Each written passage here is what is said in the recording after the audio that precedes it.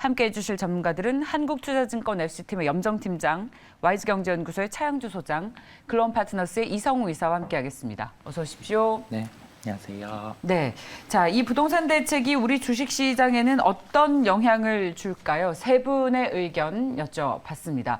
건설 주식에 미치는 영향. 자, 이성우 이사께서는 세모, 염정팀장께서는 X, 차영주 소장께서도 X의 의견을 주셨습니다. 자, 혹시 부동산 대책에 관심 높으신 분 계십니까? 차영주 소장님? 아무래도 뭐 우리가 일상생활과 밀접돼 있는 부분들이기 때문에 관심을 안 가질래야 안 가질 수가 없겠죠. 더군다나 이제 주식시장 관점에서도 봐야 된다라는 것들을 말씀드릴 수가 있겠습니다.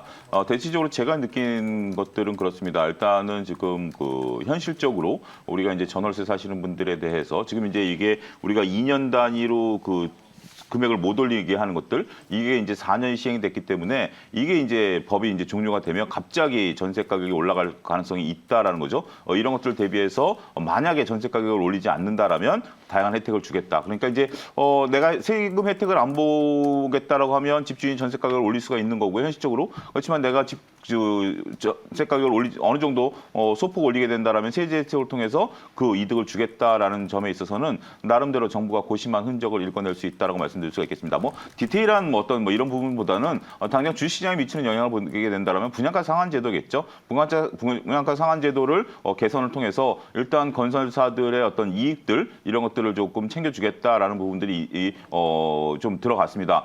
그동안 많은 건설주들이 바랬던 것들이 그거죠. 윤석열 정부가 이제 들어오면서 집을 많이 짓겠다. 그다음에 분양가 상한 제도를 없애겠다. 그렇게 된다라면 건설사들의 이익이 어느 정도 늘어나는 거 아니겠는가라는 부분들로서 건설주들이 한때 주가가 급등했었다가 이제 최근에 조정을 받고 있는데 저는 이 정도 가지고는 건설주가 움직일 요소는 아니다라고 말씀드릴 수가 있겠습니다. 지금 이제 짓고 있는 것들에 대해서는 상한가가 이제 그 제도가 적용이 되고 있는 거고 앞으로 지을 거에 대해서는 분양가 상한 제도가 일시적으로 이제 조금 조정이 들어가는데 중요한 것은 신도시 개발이라든지 이런 예행들이 빠졌다라는 거죠. 건설사들이 과연 어디 가서 먹거리를 창출할 수가 있는가라는 부분에 대해서는 아직까지 불투명하다라는 것이 좀 남아 있고요. 최근에 금리가 인상되고 있는 상황에서 부동산 경기가 얼어붙고 있는 상황에서 이러한 정책들이 지금 이제 내용들을 보게 된다라면 집을 구매할 수 있게 쉽게 하고 하지만 한쪽에서 보면 우리가 그 대출을 받아서 집을 만약에 어떤 이제 A 주택에 살고 있는 사람이 대출을 받아서 B 주택을 사게 되면 A 주택을 6개월 내에 매도하게 되는 걸 또 2년으로 연장을 시켜줬습니다. 그러면 이게 과연 시장의 매물로 나올 것인가 이런 부분들까지 살펴보게 된다면 여러 가지가 섞여 있는데 저는 조금 긍정적으로 보기에는 어려운 면이 없지 않은가 말씀드릴 수가 있겠습니다. 자, 그렇다면 부동산 대책이 나온 것이 건설주의 호재가 아니다. 사실 이런 해석도 있습니다. 시장의 기대가 너무 컸나? 그래서 어제 건설주들의 영향이 좀 미미했다는 해석도 있는데 염정 팀장께서는 X의 의견을 주셨습니다. 네. 앞서 뭐 관련된 대책이라든지 앞으로 시장에 대해서 많이 말씀해 주셨는데 네. 일단 주가적으로 본다면 건설주에 대한 앞으로의 주가 전망을 앞으로 이제 가장 궁금해하시는 부분일 텐데 그렇죠. 분양가 상한제라든지 이런 부분에서 지금 이미 사실 건설사들의 입장에서는 사실 남겨 먹을 게 사실 좀 없었던 없다. 상황이었었기 때문에 그에 대한 부분이 뭐 다소 좀 숨통을 좀 틀릴 수 있겠지만 그 부분이 주가에 저는 반전 요소라고는 생각하지 않고 있고요. 그에 대한 부분은 아무래도 경기 침체라든지 부동산 수요에 대한 부분이 지금 얼어붙고 있는 부분이 가장 크다라고 볼 수 있겠고 장기적으로 봤을 때는 뭐 부동산 상한제에 대한 시행으로 인해서 어느 정도 이익이 좀 개선될 수는 있겠지만 지금 그에 대해서 시장이 반응하기에는 지금 많이 좀 사실 건설주에 관심을 갖기에는 시장 자체가 많이 힘이 약하다라고 보는 관점에서는 건설주 지금은 크게 수혜를 볼 수 없다라고 말씀드리겠습니다. 네. 이성우 이사께서는 세무 의견을 주셨습니다. 네. 좀 그래도 기대할 만한 요인도 있는 겁니까? 일단은 그 새로운 정부가 들어서고 통상 그 정권 초기에 부동산과 관련된 우호적인 정책을 내세우기 마련인데 이번에 건설업종의 주가 흐름상에서 초점이 됐던 거는 분양가 상한제 여부. 이 분양가 상한제에서 지금 상승한 원자재 가격분을 보전해 줄 수 있는 구조에 대해서 시장 참여자들은 집중을 하고 있었습니다. 뭐 그와 관련된 정책은 실제로 나왔고요. 다만 저희가 여기에서 생각을 해볼 점은 그 시장이 하락하는 구간, 시장이 약한 구간에서 지금 뭐 현대건설이나 GS건설 같은 경우 한 PBR 0.6배 수준, 0.6, 0.5 이런 구간입니다. 아주 자, 싸다고 할 수 있는데 이 싸다고 하는 게 저희가 이 하락하는 시장에서 뭐 금리 인상과 더불어서 뭐 물가 상승, 이 물가 상승이 구체적으로 지금 실적이 나올 때도 가미계 요소가 이제 이야기를 할 거거든요. 그리고 2분기 실적이 나올 때 저희가 주목을 해야 될 점은 이제 2분기 실적을 발표하면서 기업 측면에서 그 하반기에 대한 그 미리 뭐 실적을 올려놓은 부분이라든지 조정할 부분을 이제 얘기를 하게 됩니다. 그렇다고 하면은 지금 싸다고 해서 이게 진입할 종목은 아니라는 거죠. 자, 여기에서 그러면 생각을 해보자고요. 그러면 자, 정책도 우호적으로 나왔고 시장은 안 좋고 그렇다고 하면 어느 포인트에서 건설주 같은 경우는 접근해야 되냐? 자, 약간 비슷합니다. 시장이 이 구간에서 소위 말해서 뭐 반대매매, 투매 그러한 게 한 2차례 정도 더 나오게 되면은 뭐 시장의 업종이 변화가 있을 거고 그때 반등을 할 때 먼저 반등이 나오는 게 소위 말해서 그 낙폭 과대거든요. 전통적으로 뭐 밸류 하단에서 더 싸진 종목, 그 싸진 종목 같은 경우가 이제 투매로 인해서 그 밸류 같은 경우가 급격하게 하단을 깨고 내려가는 그러한 구간에서 이제 접근을 하는 거죠. 지금은 밸류를 볼 구간이 아니고 시장 자체가 수급으로 흘러가고 있고 여기에서 뚜렷하게 반등의 시그널이 나오고 있지 않은 시장이다 보니까 정책이 우호적이었음에도 불구하고 제가 세모를 말씀드리게 됐습니다. 예, 좋습니다. 자, 일단 주식시장에서도요, 이 건설 관련 이 새 정부의 부동산 대책을 호재로 받아들이고 있지는 않은 것 같습니다. 건설주들이 어제 이어서 오늘도 시장 대비 약세를 나타내고 있는 측면, 부동산 정책을 좀 더 공부를 해봐야겠군요. 일단 세 분께서는 이 어제 나온 대책이 부동산 주식에 지금까지 호재로 볼 수는 없다라는 해석을 해주셨습니다. 자, 관련해서 여기까지 보고요. 그리고 다음 주제로 넘어가겠습니다. 오늘 주식시장에서는요, 이 원숭이 도창 관련 주식이 또 셉니다. 인천공항에 입국 과정에서 원숭이 도창 의심 증상이 나왔다고 하죠.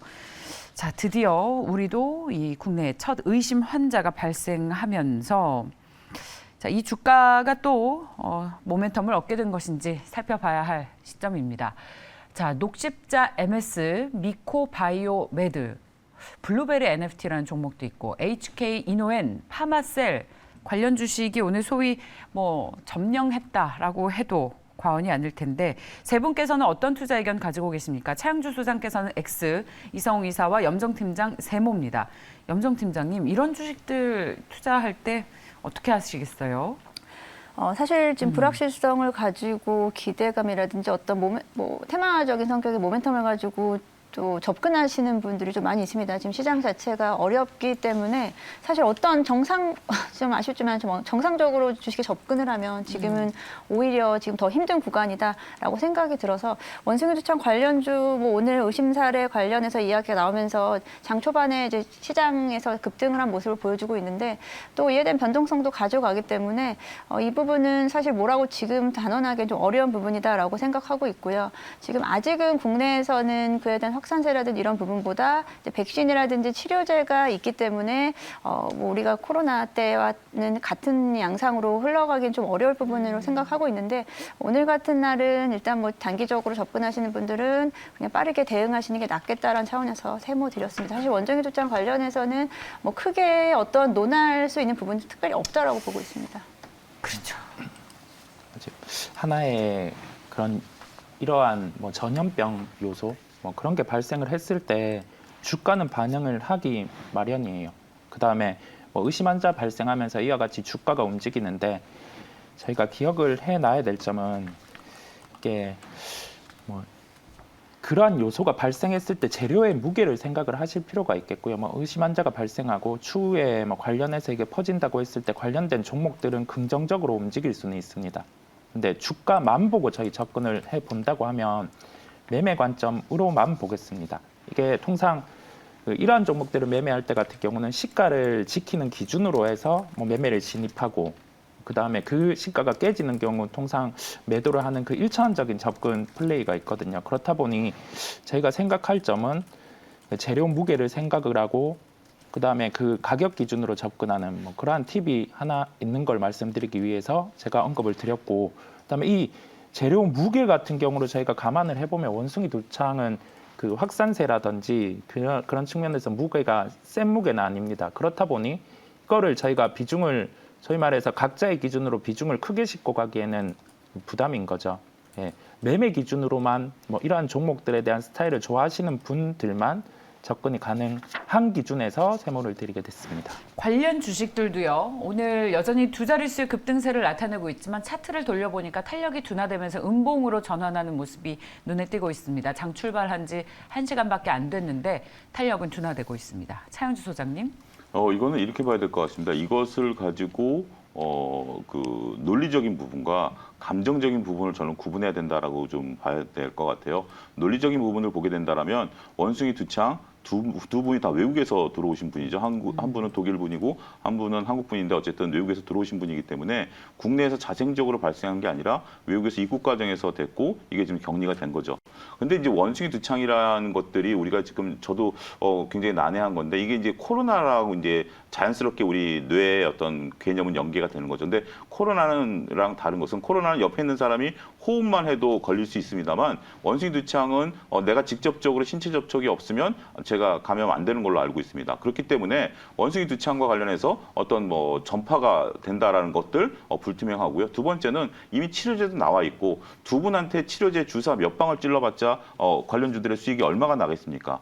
그런 부분들을 논리적으로 따지면 말도 안 된다라는 거죠. 근데 감정적으로 보면 이게 지금 뭐 관련주들이 올라가니 나 그런 건 모르겠고 그냥 들어가서 먹고 나올래 라고 하는 분들이 계시기 때문에 그런 분들의 어떤 영역이다라는 부분들을 우리가 규정을 해야 될 것 같아요. 이게 지금 원숭이 두창이 퍼질 것이냐 말 것이냐 원숭이 두창이 어떻게 될 것이냐 관련주가 뭐냐 이런 논쟁은 제가 볼 때는 아무런 의미 없다라고 보여집니다. 단지 주식시장에는 분명히 트레이딩 하시는 분들도 계시고요. 그분들이 무조건 나쁘다라는 게 아니라 시중의 유동성을 공급하는 중요한 역할도 하고 계시거든요. 따라서 그런 영역. 근데 중요한 것은 뭐냐면 이 영역에 내가 뛰어들려고 하려면 가장 중요한 전제 조건이 있습니다. 손절이에요. 원숭이 두창 같은 경우 지금 말씀하신 것처럼 만약에 오후 돼서 마이너스가 나왔을 때 그냥 나는 트레이딩하는 분과 같이 섞여서 으쌰으쌰해서 수익을 낼 것이야라고 들어갔다가 만약에 오후에 윗꼬리를 달기 시작하면 이거는 당연히 손절을 해야죠. 손절 못하면 어떻게 되죠? 그거는 다음에 또 원숭이 두창 환자가 나와서 또 해야 되는 루저 게임에 여러분들 들어가셔야 된다라는 것들 이런 부분들도 참고사항 말씀드리도록 하겠습니다. 네, 좋습니다. 자, 저희가 사실 그냥 단순 테마라고 또 무시하기에는 요즘 시장이 워낙 약할 때 이런 테마들이 또 극성을 부려서 네. 소위 조금 용돈벌이라도 하고 싶으신 네. 분들께 재료가 될 수 있어서 꼭 용돈을 벌이로 들어갔다가 월급을 잃을 수도 있습니다. 소량 만약에 투자하고 싶으신 분들이 계시다라고 하면 뭐 투자 아이디어로서 어떨까라는 의견을 드려봤는데 저희 세 분께서는 원숭이 두창 관련한 재료는 투자의 재료가 될 수 없다라는 결론 내려주셨습니다. 자, 그럼 다음 소식으로 넘어가도록 하겠습니다. K옥션이 어제 장 마감한 이후에 발표한 무상증자 공시 1대2 무상증자 공시가 나왔는데 장 출발하면서 오늘 가격 제한폭까지 올랐습니다. 무상증자 소식이 요즘 또 주식시장에서 강한 상승의 재료가 되기도 하죠. 무상증자로 이번에는 K옥션이 스타가 될까요? 세 분의 의견을 들어봤습니다. 염정팀장께서 네. O, 차영주 소장 X, 이성홍 이사 세모 모두 다 다른 의견입니다. 염정팀장님.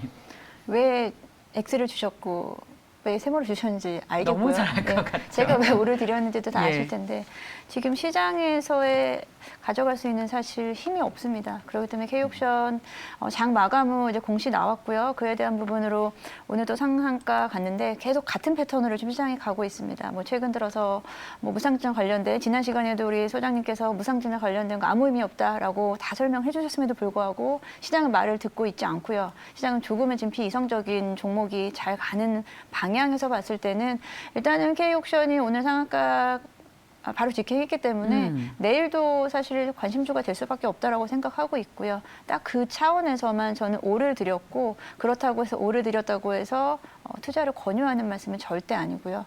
지금 시장이 오늘도 사실 우리 앞서 방송 전에 같이 이야기를 했는데 시장이 이렇게 또 힘이 없게 빠지고 있다라는 부분에서는 사실 지금 들어갈 종목이라든지 들어갈 섹터를 찾기가 너무 없어요. 어려운 상황이기 예. 때문에 지금은 조금은 좀 비이성적인 관점에서 뭐 최근에 뭐 노터스라든지 뭐 무상증자 관련된 종목들이 움직이는 거 보고 사실은 되게 많이 좀 허탈하긴 해요. 하지만 또 시장에서 매매를 또 하시는 분들께서는 매매가 좀 빠르게 되시는 분들께서는 또 이런 종목을 놓치기는 쉽지 않을 테니까 그런 딱 차원에서 일단은 아님에도 알면서도 오를 드렸습니다. 어떻게 해석해야 되죠? 상승의 재료가 될 수도 있다. 지금 그뿐만 아니라 라운피플이라는 제가 방금 봤을 때만 해도 6%였는데 잠깐 염전 팀장님 얘기 듣고 보니까 지금 25%의 급등이 나오고 있습니다. 지금 시장에서 무상증자 얘기가 나오면 이렇게 갑자기 급등의 재료가 되면서 다시 한번 말씀처럼 시장의 소강 상태에서 무상증자 소식이 또 각 종목별로 재료가 되고 있고 이러다가 뭐 무상증자 다 하겠어요. 라운피플, 저희 방금 K옥션. 자, 그러면 이성우 이사께서 세모를 주셨으니까요. 네, 의견 들어보겠습니다. 이게 그 패션에 비춰 얘기를 하자면 저희가 남들이 내가 입는 옷이랑 남이 입는 옷을 비교했을 때 뭔가 개성 있는 옷을 입는 사람들을 보고 옷 못 입는다 그렇게 얘기하지는 않잖아요. 그냥 저분의 스타일이 저렇구나. 그런 것처럼 시장이 흘러갈 때 시장이 안 좋고 하나의 트렌드 패션처럼 뭐 우선주가 강하기도 하고 뭐 이런 뭐 무상증자 관련된 종목들이 강하기도 하고 그런 구간인데요. 그냥 한마디로 요약이 될 것 같습니다. 본인의 매매 원칙, 매매 기준에 트레이딩이라든지 이런 요소가 부합되면은 플레이를 하시면 되고 부합이 안 되면은 지금의 현재 시장의 트렌드가 이렇게 흘러가구나. 그렇게 받아들이면 되겠고요.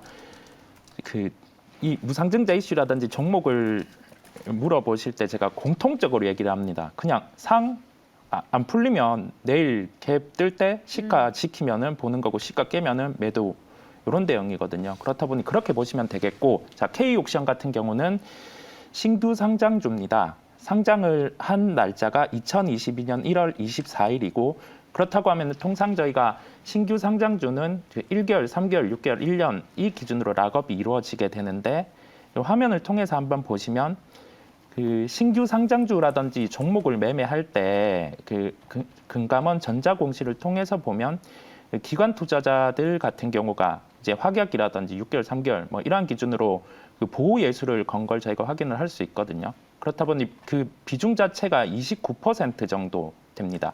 총 주식의 6개월 확약으로 다시 출회될 물량의 비중이 20% 정도 있다는 거거든요. 이 점을 파악을 해두시고 신규 상장주를 살펴볼 때 무중이나 이런 이슈도 좋지만은 1월 24일 상장을 한 기준으로 해서 7월 24일에 이제 6개월 총 주식의 한 20% 정도의 물량이 출회가 되게 됩니다. 그 점을 기억하시고 살펴보시면 되겠습니다. 네. 자, 저희 에코프로비엠도 무상증자 참여하는 거 어떻게 보시는지에 대한 질문들 계속 해주고 계세요. 자, 지금 시장의 트렌드는 무상증자다. 이 종목 이렇게 많이 오르는 걸 보면. 근데 차영주 소장께서는 또 X의 의견을 주셨습니다. 저희 시청자분께서요. 엄격한 차영주 소장께서는 그러면 어떤 종목에 투자하시는지 궁금하시다고. 저는 이런 종목은 쳐다도 안 봅니다. 왜냐하면 여러분들 노토스 올라갈 때 노토스가 방송에서 수많은 방송에서 회자가 됐어요. 지금 노토스 갖고 계신 분들은 다 피를 흘리죠. 제 주식 경험상 이런 우선주, 무상증자가 돼서 올라가는 것들에 대해서 많은 분들이 다 피를 흘렸어요. 저는 엄격하기 때문에 살아남았습니다. 주식시장에서 30년 살아남기 위해서는 안 건드리는 주식은 철저하게 안 건드렸고요. 제가 보는 주식이 올라갈 때 들어가서 먹고 나왔습니다. 모든 주식을 건드렸다면 저는 이 자리에 존재하지 않았겠죠. 저는 이 주식이 이렇게 올라가는 이유를 무슨 이유를 갖다 대든지 간에 여러분들에게 논리적으로 설명 안 된다라는 거 압니다. K옥션이 올라가는 거 더군다나 저는 조금 오늘 좀 불쾌했던 게 뭐냐면 K옥션이 언론에 대해서 얘기한 게 주주환원 정책을 위해서 무상증자를 한다. 제가 배웠던 어떠한 이론에도 무상증자는 주주환원 정책이라는 단어를 제가 발견하지 못했습니다. 제 공부가 부족했겠죠. 따라서 저는 이러한 부분에 대해서는 여러분들이 관심을 가지면 사람이라는 게 올라가는 주식을 따라서고 싶은 게 심리인 건 맞아요. 근데 이거는 굉장히 잘해야 됩니다. 그러니까 평상시에도 좋은 주식을 사는 것도 잘해야 되지만 이건 아주 잘해야 된다는 점 거듭 말씀드리면 저는 이런 종목들을 찾고 여러분들이 거론하시고 쳐다보고 하면서 내가 이런 주식을 샀었더라면 이라는 것들을 생각하면서 오히려 정신적인 낭비를 안 하셨으면 좋겠다 말씀드리고 싶습니다.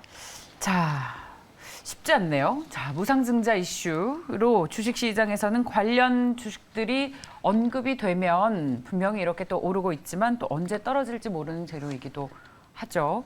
자, 저희 오늘 아무래도 계속해서 전해드리는 이슈들이 시장에 어떤 기업의 펀더멘털에 영향을 미치는 것보다는 뉴스에 의해서 재료성 매매가 되는 것들이 많습니다. 그만큼 시장이 불안하기 때문인데 자, 관련 소식들 위주로 살펴보고 있습니다. K옥션 살펴봤고요. 다음은 HMM으로 넘어가도록 하겠습니다. 자, HMM. 오늘 BDI 지수가 또 최고치를 기록했다고 하죠. 올해 상반기에 중국의 물동량 부진이 풀리고 유럽에서도 특히 독일이 석탄 비중을 늘린다고 해서 관련 소식이 호재가 되고 있는데 업종 내에서 특히 건화물성 긍정적으로 보면서 HMM의 주가 자, 오늘 그런데 지금 시장이 빠지면서 상승 탄력이 둔화됐군요. 상승분을 모두 반납하면서 약보합까지 강보합권으로 떨어졌습니다. 26,150원. 자, 세 분께 여쭤봤습니다. HMM 주가도 이제 BDI 지수 최고치 유럽과 중국의 호재에 힘입어서 순항을 시작할까 여쭤봤더니 차영수 소장께서만 O를 주셨고요. 이성웅 이사와 염정 팀장께서는 X입니다. 차영수 소장님. 일단 저 M&A 이슈를 저는 바라봤습니다. SM그룹에서 지금 HMM을 인수하기 위해서 노력을 하고 있다라는 어떤 그런 얘기들인데요. 현재 지금 그 그러니까 지분율이 3위까지 올라갔죠. 지금 상당히 많은 지분을 취득했다라는 거죠. 근데 지금 HMM 같은 경우 덩치가 원래 SM그룹 같은 경우 전반적으로 봤을 때 M&A를 통해서 그룹을 키워왔고요. 이미 SM그룹에는 몇몇 그 해운 회사들이 있습니다. 이런 해운 회사들에 대한 얘기, 그리고 또 SM그룹이 과거서부터 HMM에 눈독을 들이고 있다라는 얘기는 업계에 퍼졌다라는 것들이 언론에 보도가 된 그런 상황인데요. 문제는 이제 SM그룹의 자금 능력이다라고 보여지죠. 지금 HMM이 주가가 급등하다 보니까 이제 덩치가 커졌습니다. 대략 인수 과정에 있어서 M&A를 하려면 대략 한 10조 정도 자금이 필요하다라는 게 언론의 전언이고요. 그렇지만 SM그룹이 기껏 지금 모든 것들을 다 긁어 모아도 한 2조 정도 앞으로 추가적으로 더 조달이 가능하다라는 거기 때문에 이걸 시장에서 산다라는 것은 쉽지 않을 것으로 보여집니다. 근데 HMM 같은 경우는 지금 이제 산업은행이 저것을 매각하려고 하고 있고 이러한 것들에 대해서 눈독을 들이고 있는 대기업들이 있습니다만 지금 SM그룹이 노리는 것은 바로 그런 것 같아요. 내가 그 3위 정도의 그러니까 세 번째 정도의 주주 역할을 하게 된다면 이사회 참여가 가능합니다. 그런 것을 통해서 하나의 어떤 트리거를 마련하려고 한다라고 보여지게 된다면 결국 HMM이 또 하나, 그러니까 이제 HMM의 어떤 본질적인 가치 플러스 지금 M&A 이슈가 또 발동이 되기 시작했다라면 나름대로 하나의 또 모멘텀이 될 가능성도 높지 않겠는가 저는 그렇게 좀 말씀드리고 싶습니다. 두 분께서는 X인데 염정 팀장님. 저도 이제 질문 자체가 이제 M&A 이슈에 대한 부분을 말씀을 해주셔서 그에 대한 부분 좀 포커스를 맞췄고 앞서 이제 BDI 지수는 좀 수정해야 될 부분이 있는 것 같은데 BDI 지수 같은 경우는 좀 최고치라기보다는요 연초 대비해서 지금 살짝 올라와져 있긴 하지만 작년 고점인 10월 대비해서는 지금 거의 한 50% 이상 하락되어 있는 상태이기 때문에 BDI 지수의 상승세를 말하기는 좀 어려울 것 같고 HMM 같은 경우는 상하이 컨테이너 운임 지수를 좀 추정하기 때문에 운임 지수 같은 경우는 최근에는 횡보를 하고 있기 때문에 그에 대한 부분으로 주가가 지금 반등하기에는 지금은 좀 모멘텀은 좀 없다라고 말씀드리겠습니다. 그 M&A 이슈 관련해서는 앞서서 이제 SM 상선 관련해서 말씀해 주셨는데 SM 상선이 지금 지분의 5.5%를 가져갔다라고 하고요. 불과 한두 달 전에는 1%대였던 지분율을 좀 늘리면서 좀 영향력을 좀 키워나가고 있는 모습인데 일단 시장에서도 인수 금액이 최소 5조 이상 10조까지 가져가 있어야지 인수를 할 수 있는 부분은 뭐 산업은행의 지분이라든지 연구체에 대한 상환 같은 부분까지 합치면 10조. 그러면 사실 지금으로서는 인수에 대한 가능성에 무게를 둔다기보다는 또 시장에서 나오고 있는 이야기는 SM상선이 사실 작년 11월에 IPO를 준비를 했습니다. IPO를 준비할 때 사실 철회를 했거든요. 그때 시장 분위기가 안 좋았었고 시장 분위기에 안 좋았기 때문에 지금 기관 수요 예측이 워낙에 또 안 좋았고 공모 밴드에 한참 하회하는 가격대까지 내려앉았고 그에 대한 부분은 그때 당시에 HMM의 주가 결국은 우리가 이제 IPO를 할 때는 비교군을 좀 설정을 하는데 그 비교군의 HMM이라든지 다른 해운업 종목들을 비교를 해서 그에 맞는 종목과 밴드가 구간이 선정이 되는데 그때 당시 HMM의 주가가 사실 좀 많이 빠져 있는 상태였습니다. 작년 11월 달이었는데 그때 당시에도 한 2만 5천 원대까지 좀 내려오면서 이에 대한 부분으로 인해서 오히려 좀 손해를 보고 굳이 상장할 필요가 없다라고 판단을 했을 거라고 생각하고 있습니다. 이에 다시 한번 또 IPO를 다시 또 추진하기 위해서는 또 결국은 비교 집단인 다른 해운주가 움직임이 좀 좋아야 되는 부분이고 그래야 좀 시장에서 분위기가 좋을 거고 그에 대한 부분으로 HMM의 좀 지분을 좀 늘릴 수 있다라는 또 이런 이야기가 있기 때문에 이런 부분까지 같이 좀 합쳐서 생각해 보셔야겠고 사실 이 이슈로 인해서 사실 HMM 주가는 별로 반응을 하지 않습니다. SM 상선이 뭐 지분을 늘린다고 해서 HMM 주가가 좋아지겠느냐 그런 부분은 결코 지금으로서는 찾아보기 어렵다라고 보기 때문에 크게 저는 지금으로서 어떤 큰 어떤 변화 큰 어떤 다른 이슈가 나오기 전까지는 그렇게까지 우리가 HMM 주가에 반영해야 될 만한 좀 뉴스는 아니다라고 보고 있습니다. 투자 매력이 크지 않다. 예, BDI 지수가 전년 동기 대비로는 낮지만 지난해를 제외하면 2010년 이후로 가장 높은 수준이다라는 앞에 설명을 좀 드려보겠습니다. 자, 이성훈 이사님. 이게 그 사이클 주식 같은 경우는 그 밸류로 보면은 엄청 싸져 있는 구간이 있어요. 네. 왜냐하면 이게 피크 상에서는 실적이 그 피날레를 찍고 꺾이는 경향이 있는데 그런 순간에 저희가 주가 수익 비율을 보면 막 5위야 막 이렇거든요. 근데 이게 밸류의 함정에 빠질 수 있는 주식이다 보니 사이클 주식을 보실 때는 뚜렷하게 밸류에이션 대입을 하기보다는 그 사이클의 큰 흐름을 보시는 게 중요하겠고요. 일단은 그 경기적인 측면에서 저희가 대입을 해 본다고 하면은 해운 쪽이 썩 좋지 않습니다. 예, 그런 구조가 1차적으로 있겠고 그다음에 지금 여기에서 1분기 실적이 그 순이익 기준으로 한 3조 정도 발표를 했거든요. 근데 여기에서 2분기부터 실적이 꺾인다라고 하면은 주가 같은 경우는 그보다 더 급속도로 조금 할인 요인이 있을 수 있습니다. 결론적으로 봤을 때 우리가 특정 이벤트와 뭐 그런 부분을 보기보다 지금 그 주가의 시장 흐름상에서 사이클을 봐야 되는 주식 같은 경우는 밸류에이션을 보기보다 그 큰 사이클을 대입을 해보면은 접근이 가능하겠고요. 자, 조선주 같은 경우는 해운주랑 지금 다른 상황입니다. 사이클상으로 지금 좋은 시기, 이 좋은 시기 같은 경우가 그 사이클 산업은 밸류에이션을 보기보다 다른 요소를 보자고 했잖아요. 이게 그 조선주 같은 경우는 발주 부분이 어떻게 이루어지는지 그게 하나의 그 모멘텀 요소일 수 있는데 이게 그리스 선주 같은 경우가 통상 이게 그 배 사이클 상에서 그 LNG선 기준으로 해서 그 바닥 기준에서 턴을 할 때 통상 그리스 선주들은 발주를 하고 이 배를 통해서 일단은 투기적인 발주를 통해서 차익을 그 구성하는 그런 트렌드를 잘 접근을 하는 선주인데 지금 그리스 선주 같은 경우가 최근에 그 성과 같은 경우가 고점대임에도 불구하고 발주를 냈거든요.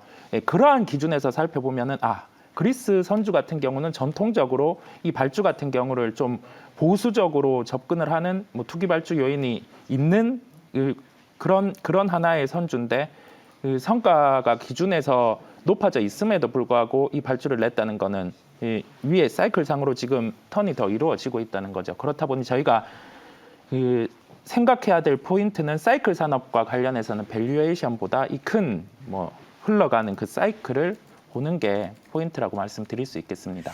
예, 자 HMM에 대해서 살펴봤고 세 분 모두 좀 투자 의견이 엇갈렸는데 다시 한번 잘 참고해 보시기 바랍니다. 시장이 좀 부담스러우니까 종목들이 힘을 못 받는데 자 저희 최근에 2차 전지 관련 소재주들 그래도 시장에서 계속해서 방어를 해줬죠.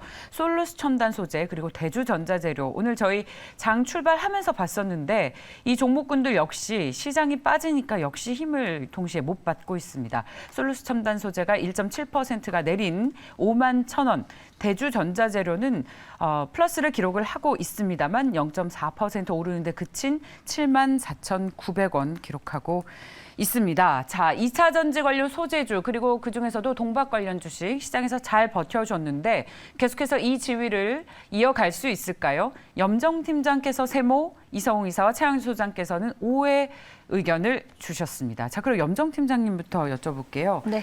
어떤 것이 가장 우려스럽습니까? 일단 지금 급락장 속에서 잘 버텨준 게 2차 전지이기도 하지만 지금 이제 버텨주긴 하지만 사실 상승 탄력이 좀 둔화됐다라는 부분을 볼 수 있고요. 예. 이제 동박 쪽에 대한 말씀을 하셨는데 동박주 관련해서는 뭐 일진 머티리얼즈 그리고 SKC 거기에다 이제 솔루스 첨단 소재까지 거론이 되고 있는데 일단은 일진 머티리얼즈 그리고 SKC 같은 경우는 개별적인 이슈가 좀 지금 강하게 시장에서 좀 작용을 한다라고 볼 수 있겠습니다. 일진 머티리얼즈도 일단은 매각에 대한 부분 그리고 SKC 역시도 물적 분할로 인해서 사실 필름 사업부에 대한 매각을 통해서 앞으로 이제 기업 가치에 대한 재고에 대한 부분이 있었기 때문에 지금 뭐 2차 전지 전반적인 다른 소재주랑은 저는 좀 흐름이 좀 다르고 일단 개별적인 이슈가 좀 더 강한 종목이다라고 보고 있습니다. 그래서 SKC나 일진 머티리얼즈 오늘도 일단은 시장 대비해서는 그래도 잘 버텨주는 종목이다라고 볼 수 있겠고요. 소재주 단에서는 아무래도 지금 뭐 대장주의 움직임이 가장 견조하기 때문에 뭐 LNF 같은 경우, 에코프로벤 같은 경우가 지금 시장에서 잘 버텨주기 때문에 그래도 2차 전지 종목들이 좀 잘 지금 유지는 되고 있지만 지금 조금은 좀 흔들림은 저는 좀 보여주는 오늘 같은 경우에 사실 뭐 오늘 같은 장에서 오르기는 쉽지 않지만 그에 대한 부분이 지금 좀 저는 지속적으로 상승 추세로 다시 또 전환할 수 있을지에 대한 부분 만약에 오늘 시장이 좀 좋았다라고 한다면 방향성은 확인할 수 있었을 것 같긴 합니다. 반도체가 많이 빠져 있기 때문에 반도체 쪽이 못 가고 2차 전지가 역시나 더 가는 분위기일까라는 부분을 시장이 좋아야지만이 사실 이 부분이 좀 판단이 설 수 있을 거라 생각해서 지금은 2차 전지다 반도체다라고 어떤 섹터다라고 지금 이야기하기에는 조금 어려운 장이기 때문에 2차 전지도 그렇게 지금 무조건적으로 뭐 안심할 물론 대세적인 차원에서 2차 전지 가장 베스트 힘은 계속 말씀을 드렸습니다만 지금 개별 종목으로만 일단 접근하셔도 가능하지만 섹터의 지금 전반적인 분위기를 봤을 때는 한 템포는 좀 쉬어갈 수 있지 않을까라고 생각하고 있습니다. 네. 지금 시장의 고민이 그런 것 같아요. 전반적으로 봤을 때 우량한 주식들과 시장과의 어떤 그 괴리 이런 것들에 대한 고민들이 있는 것 같습니다. 지금 염정 팀장의 말씀을 제가 이해하기에는 지금 시장 상황에서 어떤 이런 두각을 나타내기는 어렵다라는 점에 방점을 찍으신 것 같고요. 저도 거기에 적극 동의합니다. 지금 이번 주 같은 경우 만약에 오늘 주가가 빠지게 된다면 신용 매물들이 튀어나올 수 있는 구간이거든요. 그래서 이번 주 같은 경우 매매를 하기가 급속도로 어렵습니다. 따라서 지금 여기서 이런 주식들에 대한 얘기, 그러니까 이거 똑같습니다. 앞서 얘기한 것들도 이게 아무런 펀드멘탈이 없습니다만 무상증자라는 어떤 거기에 해서 달려드시는 분들이 있다라는 거죠. 근데 이 주식이 나쁘냐 좋냐라고 하면 지금은 나쁘다라고 얘기하기 쉽지 않을 것 같습니다. 하지만 그렇다면 올라갈 것이냐라고 봤을 때는 지금 시장이 단기적으로 녹록지 않다라고 보는 거죠. 저도 오를 들이면서 그런 생각을 했습니다. 지금은 어떠한 종목도 쉽게 오를 들이기는 어렵습니다만 제가 오를 들인 이유는 그래도 좀 중기적으로 봤을 때는 살아남을 수 있는 주식이다라고 생각을 해서 오를 들였던 거고요. 일단 근데 그러면 그 중기적이라는 것과 단기적이라는 것을 어떻게 구분할 수 있느냐 이게 상당히 좀 애매하긴 합니다. 하지만 이번 주는 어쨌든 좀 지나야 될 것으로 보여지고요. 여기서 만약에 시장에 턴하게 된다면 나름대로 다른 주식 대비해서는 좀 올라갈 가능성이 높지 않겠는가? 저는 거기에 방점을 좀 찍고 싶습니다. 그러니까 시장이 빠질 때 상대적으로 버텨줬다는 측면에서 상당히 저희가 강하게 느끼고 있잖아요. 근데 거기에 또 이렇게 잘 보셔야 되는 게 시장이 빠질 때 버티는 건 두 가지가 있습니다. 진짜 우량해서 버티는 게 있고요. 그냥 버티다가 뒤늦게 밀리는 것도 있습니다. 그렇기 때문에 버틴다고 해서 무조건 버티니까 지금 올라올 땐 내가 해야지라고 물타기 하시는 분들도 있는데 우리가 경험적으로 보면 뒤늦게 빠지는 것도 무섭게 빠져요. 근데 지금 2차전지 소재단에 있는 기업들은 먼저 빠졌었잖아요. 그리고 원래 올 그렇죠. 봄 내내 빠졌었기 때문에 예. 저는 선반영됐다라고 보여지기 때문에 이게 더 추가적으로 하락할지 여부에 대해서 단언하기는 어렵습니다만 가능성은 좀 낮지 않을까 저는 그렇게 말씀드리고 싶습니다. 좋습니다. 네. 네. 일단 죄송합니다. 동박과 관련해서는 저희가 살펴봐야 될 점, 대규모의 캐펙스 투자가 들어가야 되다 보니 진입 장벽이 높고 이 동박, 전지박이라는 부분을 양산하기 위해서는 이 기술력이 높습니다. 예, 그렇다 보니 시장 대비해서 높은 밸류에이션을 받는 특성이 있고요. 예, 시장 상에서 양극재와 지금 동박의 주가 흐름이 다를 거예요. 동박 같은 경우는 빠지고 있거든요. 이게 아무래도 지금 원재료와 관련된 스프레드가 줄어드는 측면도 있고, 동박 같은 경우는 전통적으로 좀 비싸게 거래되는 주식이다 보니까 이와 같은 요인이 있는 겁니다. 다만 저희가 오를 들인 이유는 시장이 턴을 할 때 내가 사야 되는 종목, 살 종목, 사야 되는 종목들의 후보군 중에서 동박 같은 경우는 포함을 해 놔야 된다는 거죠. 이 시장이 턴을 할 때 어떻게 턴을 하냐 그렇게 얘기를 하실 수 있겠는데 다양한 보는 요소들이 있겠죠. 근데 시장이 해결을 해줄 부분은 뭐 원자재 가격의 변동, 가장 클리어한 거는 뭐 저희가 러시아 우크라이나 이슈의 해소 뭐 그러한 부분일 텐데 그때는 지금 안 좋았던 뭐 유가로 인해서 안 좋았던 인플레이션으로 인해서 안 좋았던 뭐 그러한 종목들 같은 경우가 반대급부로 상승이 나올 수 있거든요. 저희가 그 점을 기억하고 그다음에 이러한 소재와 관련된 종목 중에서 조금 안전 마진이 확보된 기업 같은 경우가 있습니다. 고려아연인데요. 현재 시가총액이 9조 6천억 원 정도입니다. 근데 이게 그 전통적인 그 사업 같은 경우 마진이 공고히 확보되는 재련 사업만 감안을 했을 때 시총 같은 경우가 9조거든요. 그렇다 보니 고려아연 같은 경우는 그거를 기억하고 그 소재 중에서 이제 아주 그 매력적인 가격까지 와 있는 구간이기 때문에 네. 이 종목 같은 경우를 기억을 해 놓으실 필요가 있겠습니다. 탑픽으로 고려아연을 꼽는다. 네, 현재 구간에서는 고려아연 꼽을 수 있겠습니다. 네, 라는 말씀 드리겠습니다. 시황이 워낙 불확실성이 크고 변동성이 높다 보니까 네, 종목별로 투자 의견도 상당히 엇갈리는 것 같습니다. 그래서 오늘 질문이 가장 많이 들어오고 있는 도대체 이 한국 증시는 오늘 왜 제일 약한가요? 코스피가 장중에 저점을 계속해서 낮추면서 현재 2385, 코스닥도 768선에서 거래가 이루어지고 있습니다. 달러에 대한 원화 환율도 1294원까지 오르면서 외국인 투자자들에게 계속 비우호적인 환경이 조성되고 있죠. 선물 시장에서 외국인 투자자들의 매도가 커지고 있는데 자 시황 분석을 좀 하고 마무리를 짓도록 하겠습니다. 차은수 소장님. 예, 상당히 지금 시야가 불투명하다라고 말씀드릴 수가 있겠습니다. 네. 지금 외국인들 같은 경우 우리나라 삼성전자 비중이 높다라는 게 이렇게 빠질 때는 이렇게 아킬레스건이 된다라는 걸 다시 한번 새삼 느끼네요. 왜냐하면 선물 때리기 위해선 삼성전자만 한 놈만 쥐어잡고 패면 되니까. 만약에 삼성전자 시총 비중이 높지 않다라면 선물을 때리기 위해서는 바스켓을 구성해야 되는데 바스켓 구성할 수 있는 요소들에 대한 종목들이 중구난방일 수도 있잖아요. 근데 우리는 삼성전자만 붙잡고 선물 때려보면 됩니다. 이런 것들 때문에 외국인들이 가지고 놀기 가장 좋은 시장이다라는 걸 인정해야 될 것으로 보여지고요. 지금 일단은 저는 그래요. 만약에 내가 기관 투자자고 큰 자산가라면 지금은 쉽게 매수를 못합니다. 앞서 언급드렸던 신용 구간에 진입했다는 거 굉장히 중요한데요. 지금 금요일부터 신용에 대한 어떤 문제가 발생을 했고 월요일 날 이제 좀 빠졌고 어제 예. 좀 반등을 주면서 확인했습니다. 오늘 또 빠지면 내일부터 또 신용 반등, 오늘부터 신용 반등이 또 나옵니다. 이런 것들이 이제 계속해서 나온다는 걸 알면 매물이 나올 걸 아는 상태에서 누가 사겠습니까? 그런 상태라는 것에 어떤 지금 극심한 정도로 지금 불안정한 상황이에요. 이렇기 때문에 지금 우리 상황이 상당히 녹록지 않다. 더군다나 환율 같은 경우 미 재무부에서 거론했죠. 우리나라 국민연금 때문에 우리 환율이 지금 나빠지고 있다라고 거론할 정도로 지금 외국인들에게 불안감을 심어주고 있는 상황이기 때문에 단기적으로 일단은 뭐 펀드멘탈을 여기서 따지기는 어려울 것 같고요. 극심하게 심리적으로 어려운 시기다. 이렇게 좀 말씀드릴 수가 있겠습니다. 개인 투자자들 반대 매매 규모가 하루에 300억 원 규모인데다 근데 오늘도 개인만이 또 근데 이게 반대매 기준을 그렇게 보시면 안 돼요. 이게 반대매 나간다라는 것은 극단적으로 내가 돈을 못 마련하는 게 하루에 300억이지만 그 300억을 막기 위해서 전날 팔아놓은 물량도 상당수 있다는 겁니다. 그 부분을 감안하시면 단순하게 눈에 300 갖고 지수가 밀려? 그거 아니죠. 지금 더구나 사자가 없는 상태에서 만약에 이게 300억의 뒤에 있어 600억 정도라면 충분히 시장에 충격을 줄 수 있습니다. 네, 염정수 소장님. 네, 말씀 앞서 하신 대로 사실 뭐 계속 안 좋은 부정적인 이야기를 계속 드릴 수밖에 없는데 외국인들이 지금 삼성전자 6월 들어서 단 하루도 빼지 않고 계속해서 순매도하고 있다는 부분은 국내 증시 코스피에서 같은 방향으로 계속해서 순매도 1거래일을 제외하고는 6월 들어서 계속해서 순매도를 보여주고 있는데요. 이에 대한 부분은 사실은 지금 단기적으로 나타난 부분이라기보다요. 사실 외국인들이 국내 유가증권 시장에서의 주식 보유율이 계속해서 좀 줄어들고 있다라고 하고 있고요.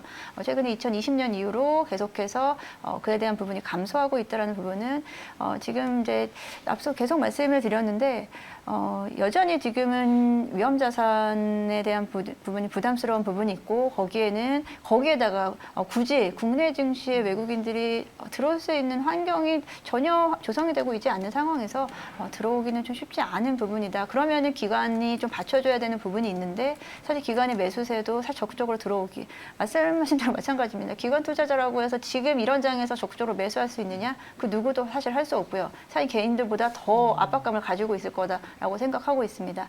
거기에 이제 환율 얘기 앞서 말씀하셨는데 말씀하신 거 맞습니다. 국민연금 같은 경우가 지금 국내 비중보다 해외 비중을 늘림으로써 원달러 환율에 좀 타격을 주고 있다는 게 미 재무부의 보고서에 나온 이야기처럼 사실 시장 자체가 지금은 매우 조심스럽게 가셔야 될 것 같고 지금 뭐 악재는 이미 나왔지만 그렇다고 해서 호재가 나올 수 있는 길이 없다라고 지금 생각하기 때문에 지금은 좀 철저하게 좀 지수를 믿으시면 안 되는 구간이고요. 지금은 일단 종목에 좀 더 치중하셔야 되고 앞서 차영주 소장님 말씀처럼 너무 여러 종목을 따라가려고 하다가는 이도저도 안 되고 더 힘든 구간에 진입할 수 있기 때문에 지금은 내 포트폴리오의 종목 수를 좀 최소화시키는 구간이 좀 필요한 구간이다라고 말씀드리겠습니다. 좋습니다. 지금 코스피와 코스닥 상승률 상위 종목들 보니까 제약 바이오주들이 그야말로 점령하고 있네요. 셀트리온, 삼형제도 모두 플러스고요. 자, 시황 상황까지 살펴봤습니다. 한국투자증권 FC팀의 염정팀장, 와이즈경제연구소의 차영주 소장, 글로벌 파트너스의 이성우 이사와 함께했습니다. 고맙습니다. 네.